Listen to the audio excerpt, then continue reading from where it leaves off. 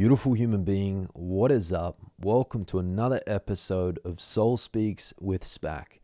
In today's episode, we are going to be diving deep into the topic of why on earth the majority of the population, myself included at times, is living in survival mode.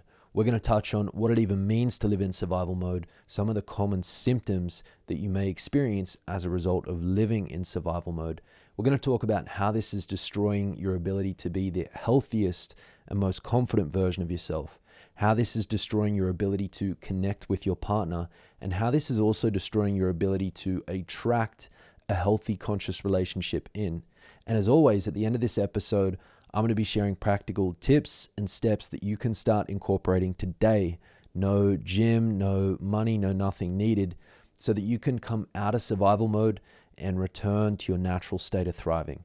So if all of that sounds good, make sure you stick with me until the end of this episode because we are about to dive deep. Now, first of all, what does it even mean to be living in survival mode? How do you know if you are living in survival mode? And what are some of the common symptoms as a result of living in survival mode?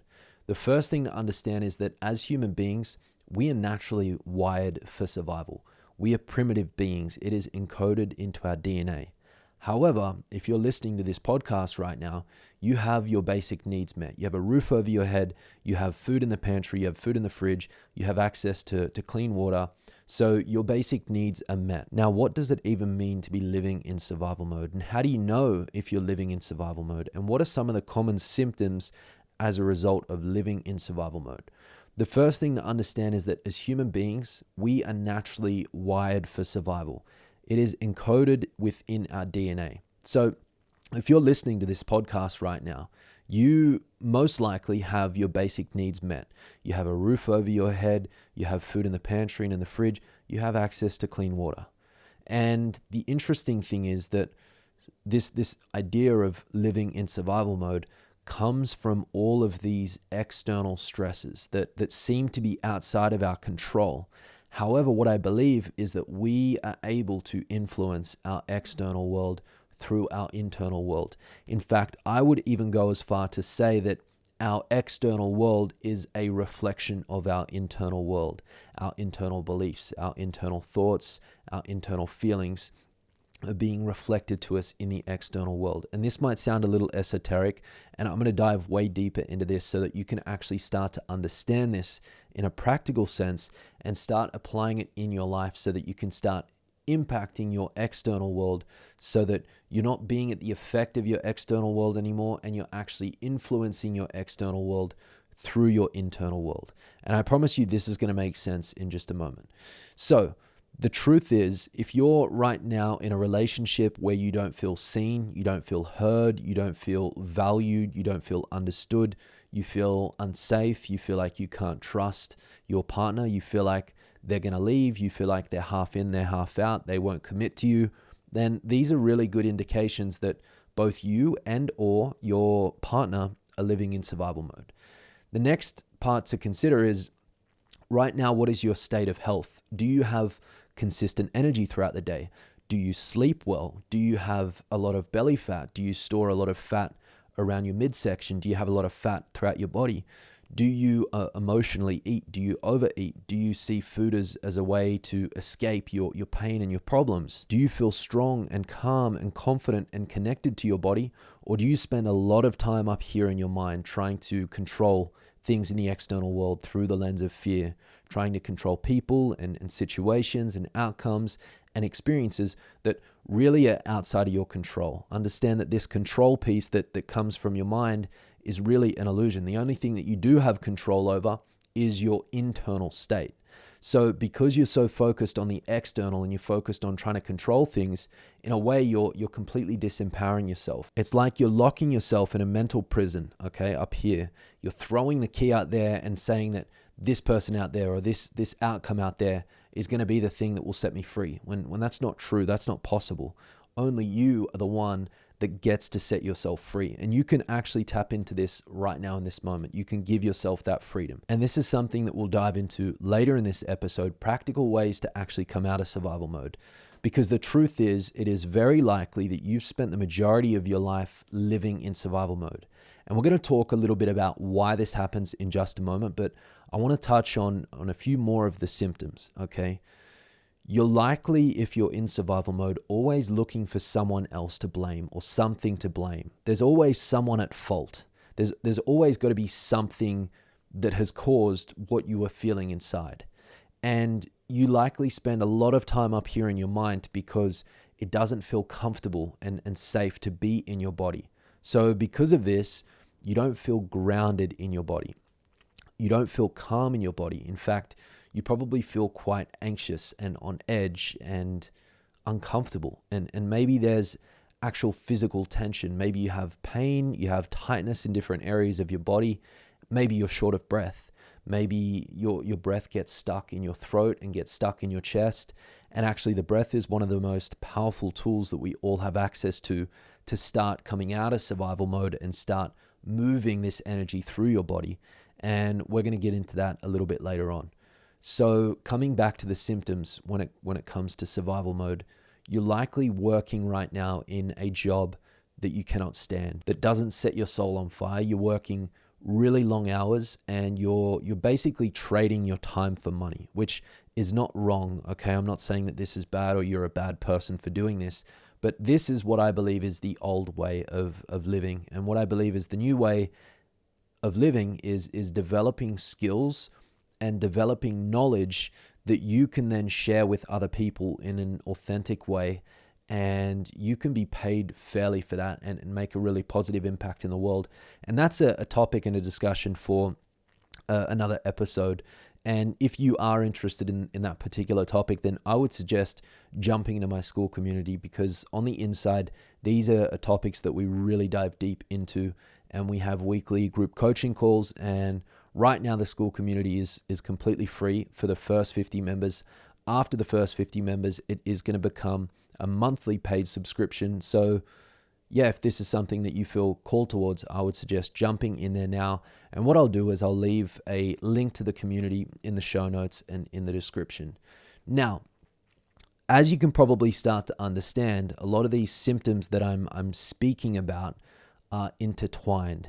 If you feel anxious, if you feel on edge, if you feel disconnected and uncomfortable in your body, then it's very likely, if you're in a relationship, that you're not going to actually be able to connect with your partner because you're disconnected from yourself. It's going to be very likely that you cannot give them the love that you would like to, because you're not able to give that love to yourself. When you're in survival mode, you're wired for survival. You're focused on survival alone. You're focused on making it through the day. You probably feel like there's never enough time. There's never enough resources. And there's always somewhere to be. You've always got to get somewhere, but you never actually arrive. It's never like this is where I'm meant to be right now. Like I'm here and I'm grateful to be here. It's always like, no, I've got to be on to the next thing. You maybe have goals. Maybe you're even starting to achieve the goals, but every time you achieve a goal, it's like on to the next thing. There's never any moment that you have to drop in and just be like, wow, I'm thriving right now. I'm living my best life. Now, the reason that this is really problematic in relationships is because usually when one of the partners is in survival mode, in most cases, the other partner is in survival mode. Now, let me give you a quick example. This is a really common one that I see very often with many of my female clients. They've spent the majority of their lives living in this masculine-like energy because maybe growing up their father wasn't around. They couldn't really rely or depend on a man. Maybe they have some trust issues towards men. And maybe even their mother, implanted this story within their mind, within their psyche, saying that you need to be an independent woman. You cannot trust men. You can't rely on men. And sure, the mother may have had good intentions for the daughter at the time, but now these women are walking around thinking that men are not safe. I cannot trust a man. And so because of this internal belief, they've started to embody this masculine-like energy where they're busy go-getters, they're empowered boss babe women. There's no problem with this, by the way, but what they begin to realize is that they're living in an energy that is actually draining them. It's actually tiring. It's actually exhausting because it requires more energy, more force to wear the suit and to wear this rigid masculine way of being, this really structured way of being. And there's something deep within their core where they just want to like surrender and breathe and open up and receive and let go, because it's so exhausting, and they've lived the majority of their lives in this way. And so they don't really sleep well at night. They don't have a healthy relationship to food. They kind of binge eat and emotionally eat and eat to kind of distract themselves. And sometimes they won't eat at all. And it all comes back to self. What is the relationship that I have to myself? And the relationship that I have to myself is typically formed within the first 7 years of me being alive. And depending on what your situation was growing up as a child, within those first 7 years, if your mother was very hypercritical and controlling, if your father was not there and not present, if your mother wasn't there or present either, then you would have learned ways of coping and dealing with life. And for many women, that is through eating food. That is, even for men as well, but more so for women, that is just eating food as a way to fill that void that your mother wasn't able to give you when you were a little girl. See, food has a very feminine element to it. Food has that warm, soft, nourishing kind of feeling. But when it's coming from this place of, I need to eat to fill a void and avoid this pain that is living within my body, this is when emotional eating takes over. This is where the weight starts to stack up and stack on. And this is where you just start to become very disconnected from yourself and who you are. And this is where it gets to the point where you're no longer living in this authentic energy that is natural to you, that actually gives you more energy in life. It actually ends up depleting you because you're wearing a mask. You're being the empowered woman, the boss babe, and you've got a guard up as well. You've got a wall up as well. You've got this defense mechanism up because there's an internal story that I cannot rely on a man. I can't depend on a man. Men are not safe. Men are not to be trusted. And this particular wall and this particular internal story actually prevents you from attracting a healthy, conscious, masculine man in. And the most likely outcome, the one that I see very often, is that this empowered boss babe woman, the rigid masculine woman, is attracting in soft, feminine, nice guys who they don't feel a sense of magnetism towards. They don't feel a real connection, but they do feel a sense of control. They do end up leading and directing these soft, feminine, nice guy kind of men because they have this sense of control, and that way they can't get their heart hurt. But deep down at your core as a woman, you want to surrender and you want to be led and loved and ravished and protected and provided for and looked after and chosen and accepted. And you want to feel that sense of magnetism and that attraction. But because you're living in survival mode, because you're living through the lens of fear and scarcity and lack and limitation and self-doubt and insecurities, you're continuing to attract these same men over and over again. And the interesting thing is, these men that are coming in, they are here to actually teach you a lesson. And this lesson likely stems back to your childhood, likely your relationship to your father and or your mother. And until you choose to learn that lesson and say, okay, like maybe there is something here that I'm not seeing. Maybe I am the common denominator in this situation, and maybe I'm playing a part in this. Until you acknowledge that and accept that and take that lesson on board, you're going to just continue to attract the same men over and over again. You're going to continue to feel disempowered. You're going to continue to lead with this story like there's no good men out there. There's no good men that are healthy and conscious and providers and protectors. You know, there's just shitty men out there. There's soft men, and I don't feel attracted to these kind of men. So it all comes back to this relationship that you have with yourself. How are you showing up in the world? Does it feel true to you? Does it feel natural to you? Does it feel authentic to you? And is it getting you the results that you envision for yourself in this life? These are questions that are important for you to start asking. Because when you can get that clarity, when you can ask yourself these deeper, hard-hitting questions and actually get the answers to these questions, this is when now you're no longer living in denial. You're no longer living in an illusion. You're no longer disempowered. You're no longer blaming people and places and experiences outside of yourself. You're taking responsibility and accountability and empowering yourself. And now what can happen as you start to take both accountability and responsibility for the fact that you play a part in this situation and you have way more control and way more power than you once thought. Now you can start to shape and create the future. Well, what do I actually want? If what I've got right now in my life is something that I've actually attracted in, and it doesn't resonate with me, this energy that I'm embodying doesn't feel true and natural and authentic to me, and in fact, it's depleting me of my energy, what do I want to feel instead? How do I want to feel? How do I want to show up in the world? What kind of man do I want to attract in? What kind of woman do I want to attract in? What kind of life do I want to create for myself? So as you start to get clear on this, now you're starting to notice what you value in life, what is important to you as a woman and or as a man. And the clearer you become on what you value, the clearer it will become when someone comes into your life, whether they are an energetic match for you or not.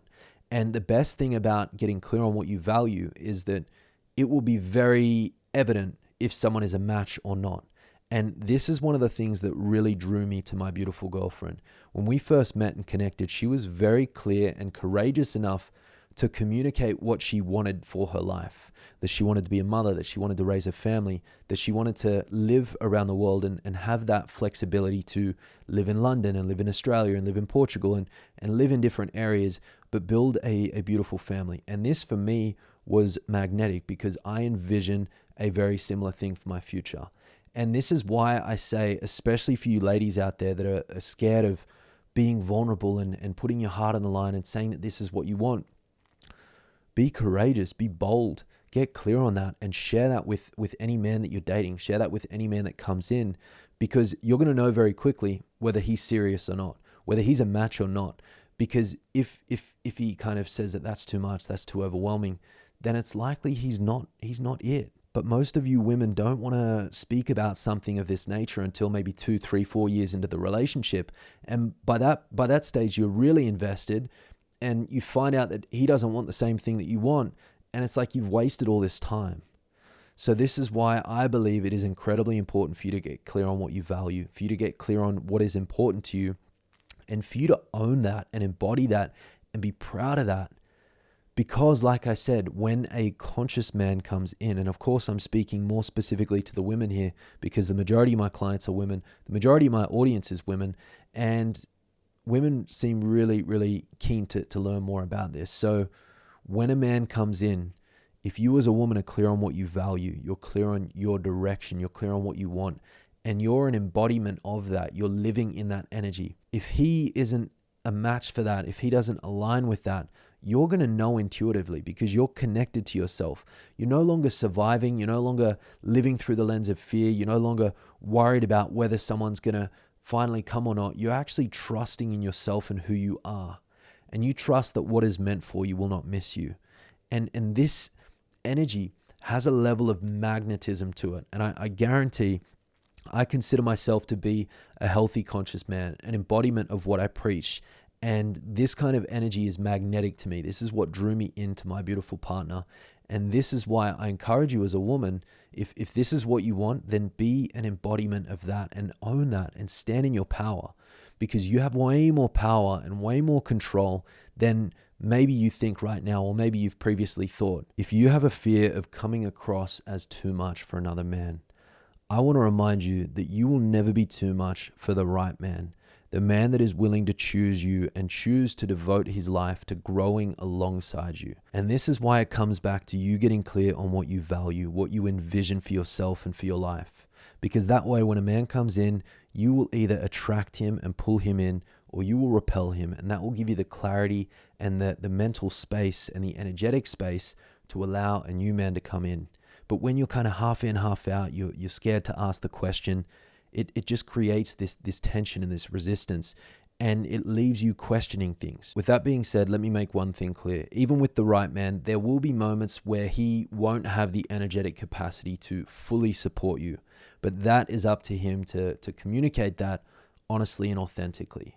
So coming back to you, it comes back to you understanding what you value, where you're going, what you want, and being able to communicate that with conviction and be an embodiment of that, being in that energy. So my challenge to you right now, if you're a woman out there and you're in this unnatural masculine-like energy that you know is actually draining and depleting you of your energy, and as a result, you're attracting these soft, emotionally unavailable nice guys that you don't feel that magnetism towards. I challenge you to ask yourself, why have I adopted and started to embody this energy? And is it serving me? And if not, what do I want to shift internally? What kind of energy do I want to embody? What kind of life do I want to live? What kind of man do I want to attract in? And some of the women out there I see commenting, oh, so women are to blame. And I'm not interested in playing the blame game. I'm never out here trying to blame anyone. I'm actually encouraging you to empower yourself and remember that you actually have way more power and control than maybe you used to think. And it is in fact you attracting them in. And of course, they're attracting you in because they have their own wounds. But the women out there that just want to blame and make out like I'm trying to blame someone. No, I'm not here for the blame games. I'm here to empower myself and empower you and remind you of the power that lives within you right now. So that's my challenge to you, is to start asking yourself those deeper questions. What are these familiar patterns playing out? What kind of energy am I consistently in? Why am I in this energy? Is this a survival mechanism from my childhood trauma? And can I go back and can I heal and accept and love that wounded little girl that maybe didn't feel seen and valued and heard and held? Can I embrace her right now? Can I love her? Can I start to cultivate this wounded little girl? Can I heal the wounded little girl living within me right now? And then the next part of this challenge is to use your incredible mind up here to visualize that empowered version of you as a woman that is already attracted in that healthy, safe, powerful, protective kind of man. What kind of life have you built alongside him? Do you have a family? How does it feel to be that version of you? How is she thinking? How is she speaking? How is she showing up for herself on a daily basis? And are you acting as her right now in this moment? And if not, what are you going to shift? What do you get to shift internally to start acting in alignment as that version of you? And what you'll notice is you'll start to pull in and attract new opportunities, and then simply start to notice how people start to treat you differently and what you start attracting into your life. And be curious.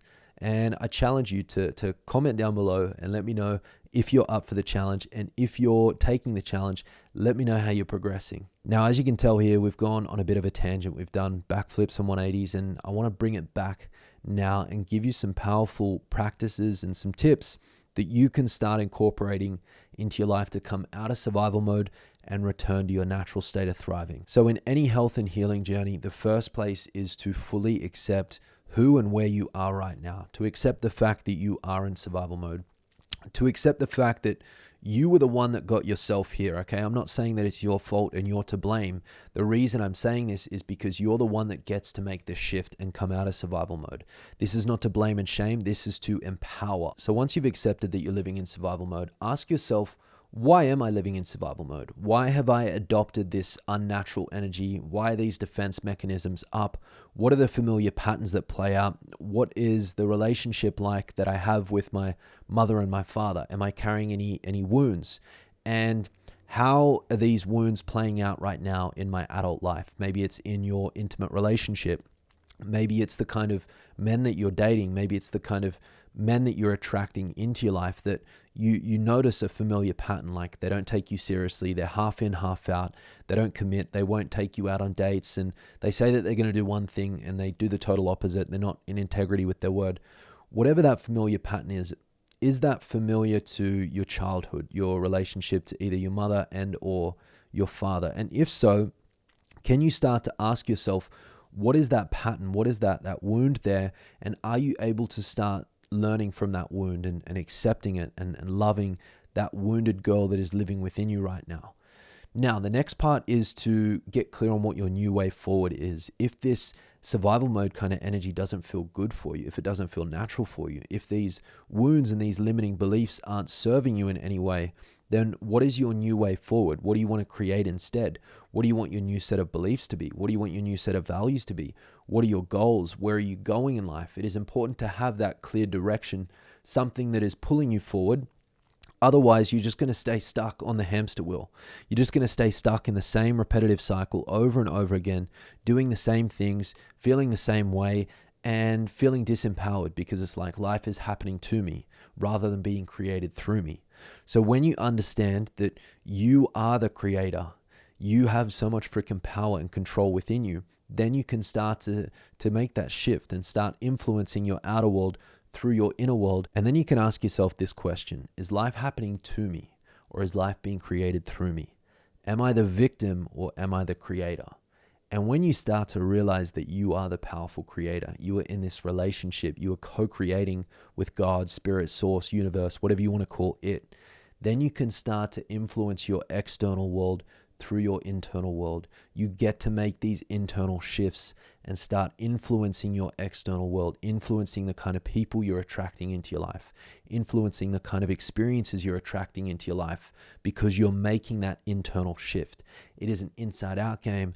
It is not an outside-in game. So as you're becoming aware of the familiar patterns, the familiar feelings, the familiar limiting beliefs, and you're starting to heal the wounded child, you're accepting your past, you're healing your past, you're getting clear on what your values are, you're getting clear on what your mission is, what your vision is, you're getting clear on your goals and where you're going in life, and you're starting to attract people, places, opportunities, and experiences that are in alignment with this new version of you that you are embodying from the inside out. It is really important to remain curious and open and ask yourself moment to moment, how am I showing up? What is the energy behind my actions right now? Am I operating through the lens of fear and scarcity and lack and trying to control things? Or am I operating from a place of trust? Am I able to be here right now, to let go of the past, to let go of the future? Because the past is already gone. The future doesn't exist yet. So all you have is right now. So how are you choosing to drop into the moment? And the most practical way that I've learned to do this, that I teach my clients, is through the breath. The breath is the bridge between the mind, the psyche, and the body, the subconscious mind, the soma, where the trauma, where the energetic blockages are. There is so much wisdom and intelligence that lives within our body. There's so much going on without us being aware of what is going on. And when we get so stuck up in our minds, we disconnect from our body. And when we are able to come back into our body and come home into our body and form a connection, a relationship between the mind and the body, this is where we become embodied. This is where we have more energy, more life. We're able to be more present. We're able to be more connected. We're able to be clearer and calmer and more confident. But it comes back to being able to drop into your body and be in the present moment. And the most powerful way that I've learned to do this, like I said, is through the breath. And when it comes to breath work, when it comes to just being more connected to your breath, it is a practice.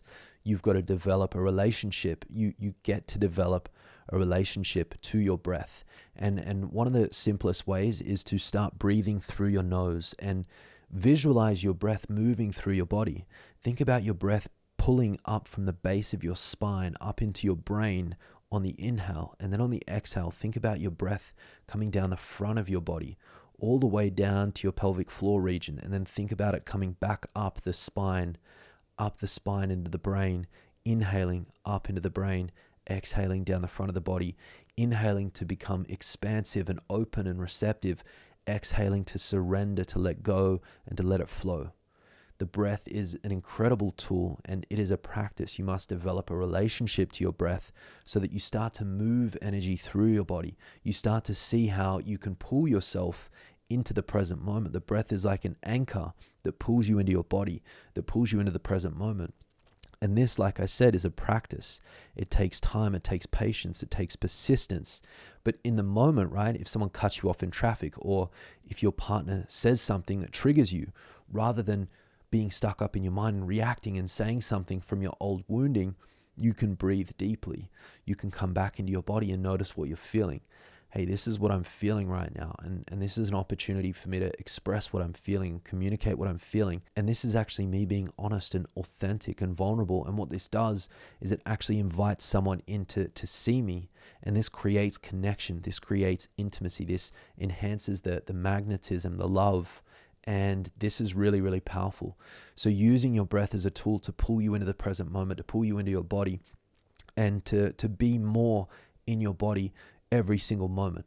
This is powerful. The more time that you can spend being in the moment, in the now, because the now is all we have, the more control, perceived control, you will have over the direction of your life. The better you are at focusing and redirecting your attention and your awareness.